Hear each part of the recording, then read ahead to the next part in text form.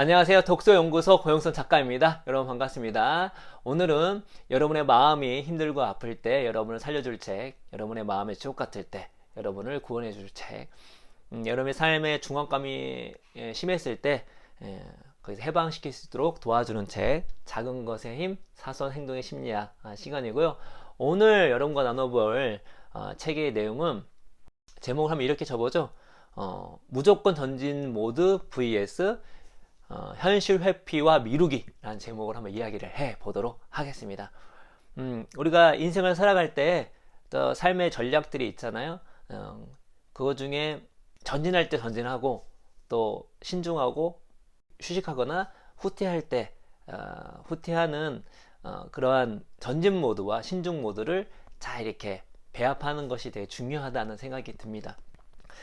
저 같은 경우는 책을 썼을 때는 그 두 가지 모드를 지금은 적절하게 잘 배치를 했던 것 같습니다. 그러니까 초창기 때는 자충 우도를 했었는데 책 쓰고 한 3년 정도 돼서부터는 전진 모드와 신중 모드를 활용을 잘 했습니다. 예를 들어서 이제 탈고를 해야 될 시점이 있잖아요. 시점이면 이제 보통 1년에 한 권의 책을 쓴다고 가정하에 한 6개월 정도는 편안하게 책을 많이 읽습니다. 책을 많이 읽어요. 관련된 이제 주제를 정해놓고 책을 쓰니까 특정 주제가 있으면 그 주제에 맞춰서 책을 독서를 충분히 합니다. 그러다가 탈고사 4개월 전부터 한 3개월 동안은 제가 읽었던 책들을 다시 정리를 하면서 책에 활용할 수 있는 자료들을 열심히 모읍니다. 그러니까 책을 쭉 읽는 기간을 뭐 전진 모드 1 라고 한다면 이제 자료를 모으는 3개월은 전진 모드 2, 좀 더 빡세게 가는 거죠. 2로 가면서 정리를 이렇게 합니다. 그럴 때에는 제가 이제 슬슬 약속도 덜 잡게 되고 와이프한테도 아내한테도 이렇게 얘기를 합니다. 내가 이렇게 자료 정리하기 때문에 좀만 도와줘라 라고 합니다. 그러다가 이제 탈고하기 이제 한 달 전이 되면은 전진 모드 3, 제가 할 수 있는 거의 최고의 전진 모드를 가동시켜서 이제 하루에 미니멈 12시간씩 이제 글을 씁니다. 그럴 때에는 제가 가족한테 이제 부탁을 합니다. 이때는 날 건드리지 말아달라. 와이프도 웬만하면 건드리지 않습니다. 그러면서 제가 저녁형 인간인데 새벽형 인간으로 바뀌어서 새벽 보통 새벽 1시에서 3시에 잤던 사람이 새벽 4시나 5시 정도에 일어나서 이제 글을 쓰기 시작합니다. 글을 쓰고 한 달 동안 딱 쓰죠. 탈고하고 나서 넘기고 나서 어떻게 한다? 보름에서 한 달을 그냥 쉽니다. 근데 대부분 그 쉴 때 책을 읽어요. 편안하게 책을 읽거나 뭐 여행을 가거나 이런 식으로 이제 전략이 짜여져 있는데 그 책을 쓰는 그 순간에도 전진 모드와 신중 모드 또 들어가면 세밀하게 나오잖아요. 제가 한 달 동안 슈퍼 전진 모드를 하는데 그때도 제가 12시간씩 글을 쓴다 했잖아요. 근데 페이지로 따지면 한 20페이지 정도 쓰는데 하루에 제가 한 25페이지 정도 쓸 때가 있었어요. 근데 25페이지 정도 쓰니까 어떤 일이 벌어지냐면 다음날 지장이 돼서 다음날 일을 거의 못하는 수준이 되는 거예요. 그러니까 제가 갖고 있는 한계를 넘어서서 저를 밀어붙였더니 오히려 그때는 효율이 있는 것 같은데 장기적으로는 손해를 보는 현상이 벌어졌습니다. 그래서 전진 모드가 항상 좋은 건 아니에요. 이게 무조건적인 전진 모드는 단기적인 일을 해결할 수 있지만 장기적으로 안 좋을 수도 있는 것입니다. 나의 한계를 넘어서서. 물론 당연하게 현실을 회피하거나 미루는 것도 안 좋죠. 그래서 우리가 전진을 해야 될 때 하고 신중하거나 휴식을 취해야 될 때 휴식을 취하는 건 중요하지만 무조건적인 전진을 하거나 아니면 그냥 단순히 신중 모드가 아니라 휴식 모드가 아니라 후퇴 모드가 아니라 그 현실을 회피하기 위해서 현실을 모면하기 위해서 회피하거나 미루는 거는 좋지 않다고 얘기하는 것이죠. 그래서 오늘 또 이 영상을 보고 계시면 또 이 책을 보고 계시는 분이라면 이 파트에서 한번 생각해 보세요. 내가 지금 무조건적인 전진 모드를 하고 있는 영역이 있는가? 아니면 현실을 회피하거나 미루는 영역이 있는가? 에서 알아보는 시간입니다. 그래서 이제 책에 있는 내용을 읽어드리면서 한번 좀 더 자세히 알아봤으면 좋겠는데, 자, 1번은 먼저 무조건적인 전진 모드 명언이 나오네요. 자기가 쓸 수 있는 시간보다 더 많은 시간을 투자하면 시간의 채권 투심원들에게 계속 쫓겨다니는 신세가 된다. 이거 유튜브에 관련된 영상하고 비슷한 그거네요. 영화, 그 단편 영화인가요? 예, 그 있죠? 잠과 관련된 그런 영화가 있는데 비슷한 어떤 개념인 것 같습니다. 읽어드릴게요.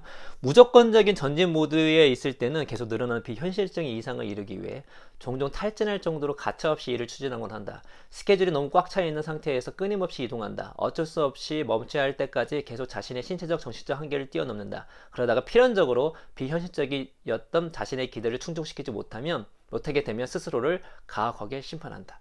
특히 이렇게 막 무조건적인 전진을 하는 사람 같은 경우는 자책하는 경우도 많이 있고 너무 무리해서 몸이 망가지는 경우도 있죠. 예, 무조건 전진을 잘하는 사람이 누군가요? 예, 제가 잘 아시는 우리 신 박사님이죠. 그래서 신 박사님도 바뀐 게 뭐냐면 잠도 예전에는 거의 제 듣기로는 3시간, 4시간? 4시간 잤나? 5시간 잤나? 별로 자지는 않았었어요. 근데 정말 우리가 수면책 읽고 나서 바뀌었죠. 그리고 건강책 읽고 나서 좀 바뀌고 그리고 정말 몸이 안 좋아졌거든요. 저 같은 경우도 이런 얘기 합니다. 뭐 신박사님만큼은 몸이 안 좋진 않지만 요즘에 조금 안 좋은 기미가 많이 보이긴 했었어요. 그러면서 이 무조건적인 전진 모드를 조금 바꿔야 되지 않겠나 하는데 이게 생각보다 쉽지 않습니다. 왜냐면 성취해야 될 목표가 있기 때문에 그 목표를 달성하고 싶은 마음이 너무 크게 되면 몸을 망치게 되는 경우가 있는 것 같아요. 그래서 무조건적인 전진 모드에 있었을 때에 내가 지금 무조건적인 전진 모드에 있는 것이 아닌가.